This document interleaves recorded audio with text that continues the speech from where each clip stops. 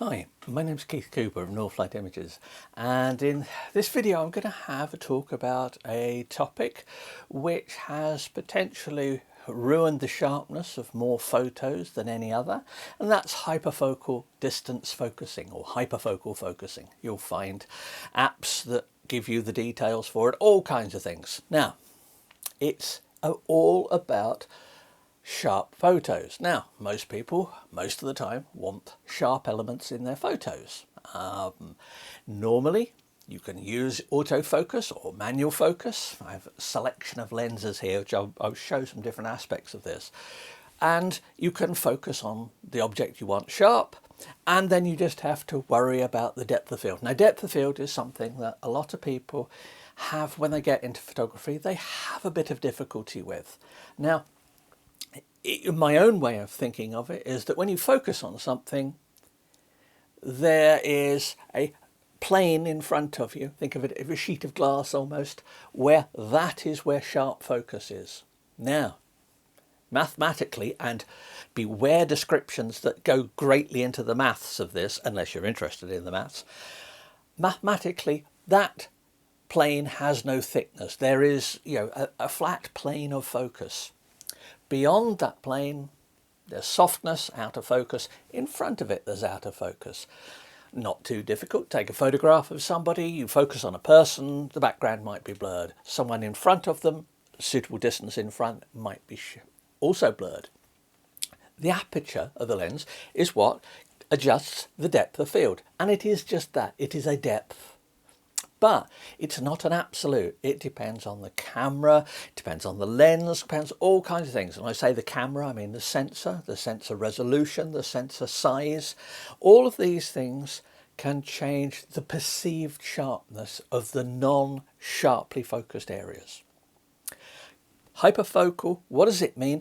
It's meant to be a simple way of maximizing the amount of sharpness you have in your field of view.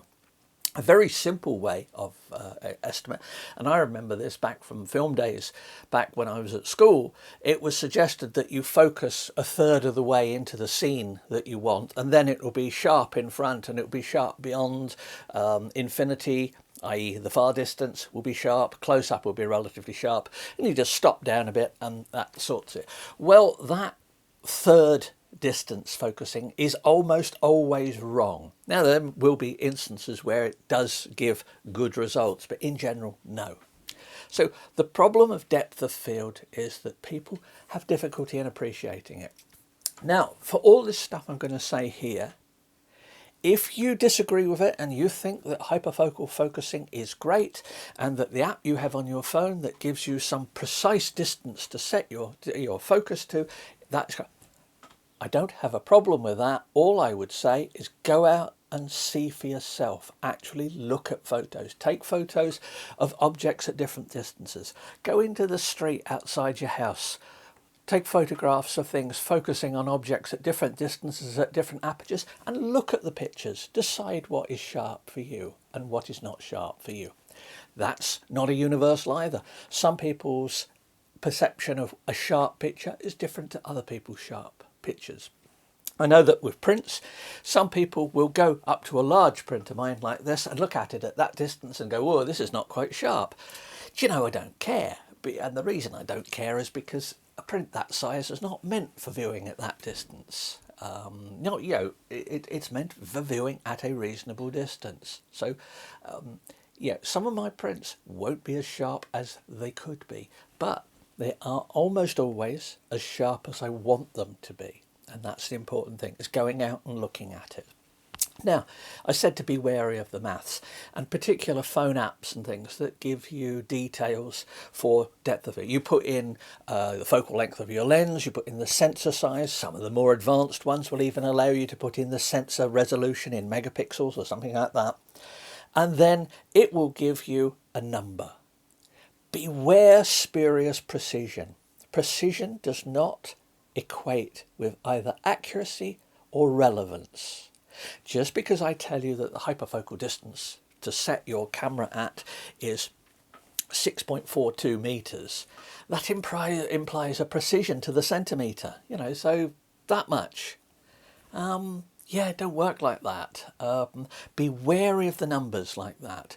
Apps like that are usually designed by people who work by the numbers, and they are meant for people who work by the numbers. Now, if I'm being uncharitable, I'll say it saves you actually having to look at the pictures. But the maths has its place, but don't be worried if that puts you off. And if you see something that says, a precision that seems ridiculous, it probably is. So hyperfocal is not necessarily optimal focusing. I've got an article which I wrote quite a few years ago, which sums up quite a lot of this. And this has, and I'll put the links in the notes to this, some very important references, some articles, online book, a few other bits and pieces, lots of work by Harold Merklinger, who lives in Halifax in Canada.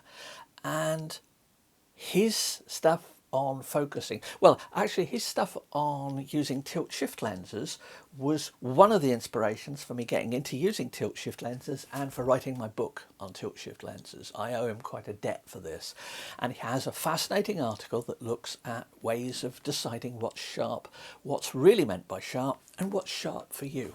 So what do I do? I've said I don't use hyperfocal. I must use some process of focusing. Well, I mean, I can set distances, and these are some old lenses here. So I can set old lenses here, and they have these wonderful depth of field scales on them. Now, these scales are essentially useless. They tell you that a smaller aperture gives you a deeper depth of field. There's one here, and there's this one here. This is on a 500mm lens, if I remember right. No, it's a 300mm lens. And it tells me if I focus at 30 meters and use f/22, then everything from 25 meters to just under 40 meters will be sharp. I've used this lens and it doesn't work like that. These indications, I think they were there as much as anything to look good on lenses. Similarly, this one here on a 35mm lens, this one here tells me, this is a medium format 35mm lens, and this one tells me that if I've got, and this is looking at the hyperfocal scale on here, is that if I have this lens focused at just over a meter and use f/22, everything from 0.6 of a meter through to infinity will be sharp. Well, I know that if this lens is focused at 1 meter, even if I use f/22, I'm not going to get very sharp distance with this. These scales give a false sense of precision and usefulness. And I said, what do I do? Well, first of all, if there's a subject in the image and I want to isolate that, I will focus on the subject. If I'm not worried about precise sharpness in the distance, focus on that, and then I alter the aperture depending on the light and various things, depending whether I want a relatively small or a wider, deeper depth of field. That's a fairly straightforward one. What do I do for classic landscape photography? I focus at infinity. I focus at the most distant thing I can focus on and use that. But surely you think, well, that means your foreground may not be sharp. The whole idea of using hyperfocal focusing is that I can set something somewhere in the mid-distance and the foreground will be relatively sharp and the background will be relatively sharp. Yet relatively sharp. I do not want to focus in the mid-ground. So I've got the mid-ground of a scene, sharp, but distant mountains, a little bit fuzzy. Close-up stuff, a little bit fuzzy. If I want to take pictures that are close-up stuff, I'll focus on the close-up stuff and the distance will be out of focus. If I want to focus on a distant tree, I'll focus on a distant tree. Close-up stuff will be out of focus. It's about looking at that. If you absolutely must have sharp detail from near to far, then potentially you'll look at focus stacking.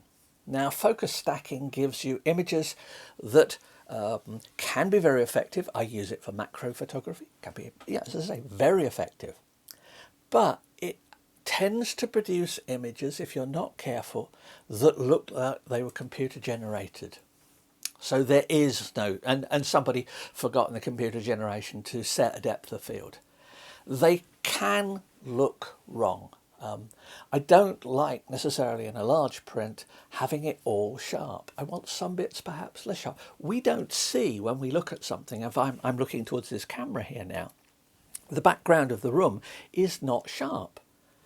I don't expect the entire image in front of me to be sharp. If I'm looking at the camera here, I don't expect the distant wall over there to be sharp. Yeah, if I look at it, then my eye adapts, focuses, and the wall is sharp, and it changes like that. So for simple stuff, my general rules are focus on what's important, focus on an infinity at. But there is another bit, and this is one of the bits from Harold Merklinger's stuff. And I have an example here. Look at the article for more information and the review and the links to it, because it's relatively tricky to show stuff like this in a video, but have a read of the things. So I have a picture here, and I took this. This was taken for 24mm lens. I'll insert these into the video so you can see. And this is f11 taken at infinity. The same scene taken with the lens set at its hyperfocal distance. Now, what is the hyperfocal distance? Well, I've just used an app on a calculator, an app on a phone or something like that. And there is a slight difference between the images, but that's because of focus breathing of the lens. Now, if I remember rightly, it was probably taken with this 24mm TSE 24 tilt shift lens. No tilt or shift, just as a prime lens. So I've used that, and it's at f11. Now, you might think, well, at f11, it's not going to be much difference. Well, actually, yeah, there is, because if I look at if I enlarge part of the image and look at the distance, with it set at infinity, the distance is sharp.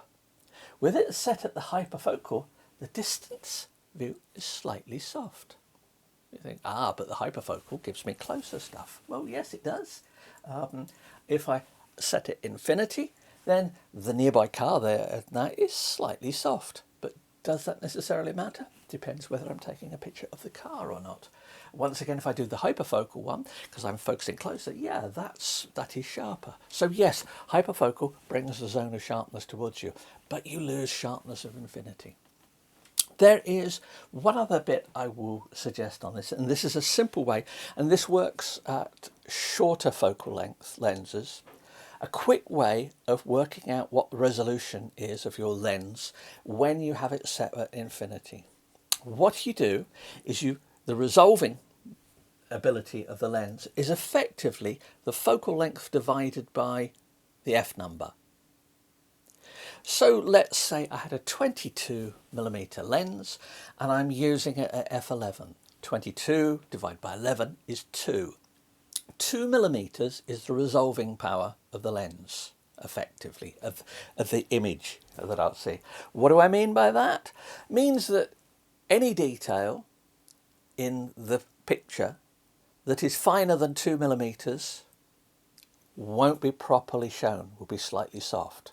We think 2mm, it's gonna look, no. 2mm at this distance, yes, you're gonna notice it. I put my glasses right here, I can see my fingerprints.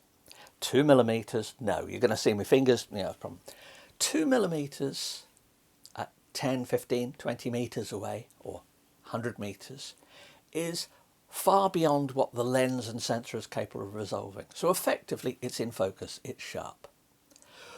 There's some great examples in Harold Merklinger's stuff, which I put the links into. But it's sometimes worth just going for landscape. If I'm shooting wide angle, infinity. If I need close stuff, focus on the close stuff. But anyway, the gist of that is that you need to experiment and to understand it. If you are perfectly happy with the results you get, if you are perfectly happy with the way your autofocus works, then by all means, make use of that. But if you sometimes think, which bits of this image are sharp? Which bits do I need to think about? Start thinking a bit more seriously about what sharpness means in your pictures. Now, I know what sharpness means when it comes to printing and processing images, but I still need to capture the initial shot. So these lenses, there's the TSE 24, TSE 17. I use these a lot for my architectural work. I even occasionally use this 35 with a shift adapter. It's a medium format lens, M645. However, it's in terms of quality. The TSE 24 here with a 1.4x extender gives better quality than this one shifted. So yeah, I use this when I'm sort of just playing about with some stuff. But serious work, I still use these two here. Likewise, when Fuji bring out their 30mm tilt shift lens and have a look at that, then I'm expecting that to be really sharp. However, doesn't matter how good and expensive and how sharp the lens is, if you don't focus it properly, you don't set the aperture for the subject that you're taking, you won't get optimal results for it. Oh, and before people start going on about, oh yeah, you keep mentioning f11 and things like that, that's way above the diffraction limit. The moment anyone starts to talk to you about diffraction problems, step back. I've found that it's actually far easier just to take the photos and worry that diffraction is going to influence your sharpness afterwards. Yes, you can show it in lenses, but it's something, you know, if I see a forum discussion, they start going on about lens diffraction. Now, unless it's talking about optical design and various stuff like that, for most people do not have the maths to truly understand what it means. And even fewer have the maths to understand what it means and how it applies to real life, actually taking photographs. Remember, yeah, like I said, watch out for those hyperfocal apps and things like that. You know, oh no, it's diffraction limited at f5.6. I can't use more than, you know, if I shoot a lens like this and start using f5.6, great if I'm shooting a small subject. But if I'm shooting a building like this, f5.6 is ridiculous. Now you could say, why am I wasting all those megapixels? Well, I'm going to say I'm not wasting those megapixels, but that's another story. But there you have it. Why hyperfocal focusing has caused so many people to take out of focus pictures. Disagree with me if you wish, but please actually go out and experiment. If you disagree with me because you've been out and tried it and what works for you is different from what works for me, then great. But if you disagree with me just because you read it on a forum somewhere, I'm going to say go out and take some more photos. Anyway, I hope that's helpful. Do have a look at the links, though, and the references for it, because it makes a lot more sense. There's lots more examples than I can really include in a video and things. If you found this useful, please do. Feel free to ask questions. Please do subscribe to the channel. And if you have a chance, please do mention the channel to anywhere that you think people might be interested in this sort of stuff. That is greatly appreciated. So thanks for watching.